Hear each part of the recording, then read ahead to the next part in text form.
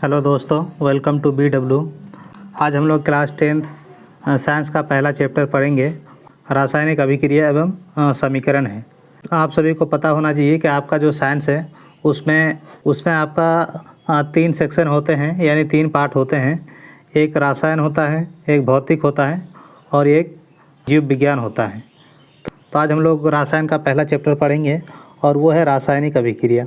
तो वीडियो को स्टार्ट करने से पहले मैं आप सभी लोगों से रिक्वेस्ट करूंगा कि वीडियो को लाइक और चैनल को सब्सक्राइब कर दें, ताकि आपका जो क्लास 10 का प्रिपरेशन है वो अच्छे से हो पाए और आप क्लास 10 पे मैक्सिमम स्कोर कर पाएँ। मेरे ही पढ़ाया हुआ स्टूडेंट का नोट्स है और ये स्टूडेंट इस बार 400 नंबर भी लेके आया है। तो आई होप कि आप लोग चैनल को सब्सक्राइब ज़रूर से कर देंगे। तो चलिए हम लोग पढ़ते हैं कि रासायनिक अभिक्रिया क्या होती है। पहले हम लोग डेफिनेशन पढ़ लेते हैं, उसके बाद आपको समझाते हैं कि क्या होती है। तो रासायनिक अभिक्रिया यानी जब कोई पदार्थ अकेले या किसी अन्य पदार्थ के साथ अभिक्रिया करके एक या एक से अधिक नए भिन्न गुण वाले पदार्थ का निर्माण करता है, तो वह जो प्रक्रिया है रासायनिक अभिक्रिया कहलाता है। जैसे कि कैल्शियम कार्बोनेट को गर्म करने पर कैल्शियम ऑक्साइड और कार्बन डाइऑक्साइड बनता है। तब मैं आपको समझाता हूँ कि रासायनिक अभिक्रिया आप अपने डे टू डे लाइफ में कैसे पता कर सकते हैं, देख सकते हैं। तो आपने देखा होगा कि जो नया लोहा होता है, जब उसको कुछ दिनों के लिए हम लोग बाहर छोड़ देते हैं तो उसके अंदर एक परत आ जाती है जिसको हम लोग जंग लगना बोलते हैं। तो वो जंग लगना भी एक प्रकार का अभिक्रिया होता है। कैल्शियम कार्बोनेट का फॉर्मूला क्या होता है? CaCO3। ये आपका कैल्शियम कार्बोनेट है। जब इसको हम लोग गर्म करेंगे तो क्या होगा कि कैल्शियम ऑक्साइड और कार्बन डाइऑक्साइड में टूट जाएगा। तो कार्बन डाइऑक्साइड क्या है? एक गैस है। और कैल्शियम ऑक्साइड क्या है? ये चूना है। तो अगर हम लोग चूना पत्थर को गर्म करेंगे तो चूना और हमको क्या मिलेगा? कार्बन डाइऑक्साइड मिलेगा। तो जब भी इस तरह की कोई प्रक्रिया होगी तो उस प्रक्रिया को हम लोग रासायनिक अभिक्रिया कहेंगे। तो आई होप कि आप लोगों को समझ में आ गया होगा। अब हम लोग देखते हैं कि जो हमारा रासायनिक अभिक्रिया होती है, जैसे कि मैंने पिछले वाले रिएक्शन में देखा था कि CaCO3 और जब इसको गर्म करते हैं तो हमारा बनता है CaO और प्लस आपका बनता है CO2। CaCO3 को गर्म करते हैं तो CaO और CO2 बनता है। तो अब बात आता है कि हम CaCO3 को क्या बोलते हैं, और यानी जो ये तीर का निशान है इससे पहले वाले चीज़ को क्या बोलते हैं और इसके बाद वाली चीज़ को क्या बोलते हैं। तो अब हम लोग वही डिस्कस करते हैं कि आपका जो अभिकारक है और प्रतिफल है हम लोग किसे कहते हैं। तो आप यहाँ पे देख सकते हैं कि अभिकारक या फिर प्रतिकारक रासायनिक अभिक्रिया में जो पदार्थ भाग लेकर नए पदार्थ का निर्माण करता है वो अभिकारक कहलाता है। यानी जो CaCO3 है ये आपका अभिकारक है। यानी ये रिएक्शन में जब इसको हम लोग गर्म करेंगे तो इसमें एक रिएक्शन होगा।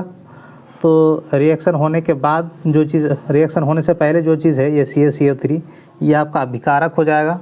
और प्रतिफल या फिर उत्पाद आपका हो जाएगा कि रासायनिक अभिक्रिया के फलस्वरूप बनने वाले नए पदार्थ को प्रतिफल कहा जाता है।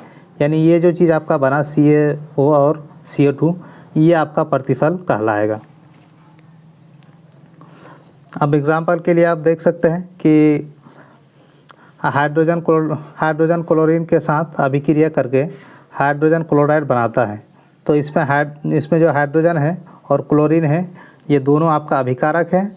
और जब अभिक्रिया होने के बाद जब HCl बना वो आपका प्रतिफल कहलाएगा। तो आई होप कि आप लोगों को समझ में आ गया होगा कि अभिकारक और प्रतिफल क्या होता है। अब हम लोग देखते हैं कि रासायनिक अभिक्रिया की क्या क्या विशेषता होती है। तो रासायनिक अभिक्रिया की कुछ विशेषताएं भी होती है। विशेषताएं इट मीन्स कि हम लोग कैसे पता कर सकते हैं कि रासायनिक अभिक्रिया हो रही है। तो नंबर 1 पे आता है कि गैस की उत्पत्ति होना। जैसे कि हम लोग इस वाले एग्जांपल में देखे हैं कि CaCO3 को जब हम लोग गर्म करते हैं तो CaO बनाता है जो कि एक सॉलिड है और कार्बन डाइऑक्साइड गैस रिलीज़ करता है। तो ये आपका क्या हो गया? ये आपका गैस। यानी इस रिएक्शन में, इस अभिक्रिया में कार्बन डाइऑक्साइड गैस जो है रिलीज़ होता है। तो इसी को हम लोग गैस रिलीज़ होना बोलते हैं। दूसरे नंबर पे होता है कि अवक्षेपण बनना। अवक्षेपण बनना ये हम आपको बाद में बताएंगे, अभी इसको अब रट लीजिए कि अवक्षेपण बनना कहलाता है। रंग में परिवर्तन, जब कोई अभिक्रिया होगी तो कभी कभी रंग में भी परिवर्तन होगा। और चौथे नंबर पे आता है कि ताप में परिवर्तन। आप सभी ने बहुत बार आप सभी ने कभी ना कभी देखा होगा कि जब हम कोई अभिक्रिया होती है तो उसमें उस जिस फ्लक्स में वो अभिक्रिया हो रही होती है वो फ्लक्स गर्म भी होता है। तो पाँचवें में आता है आपका अवस्था में परिवर्तन, यानी अवस्था में भी परिवर्तन होती है।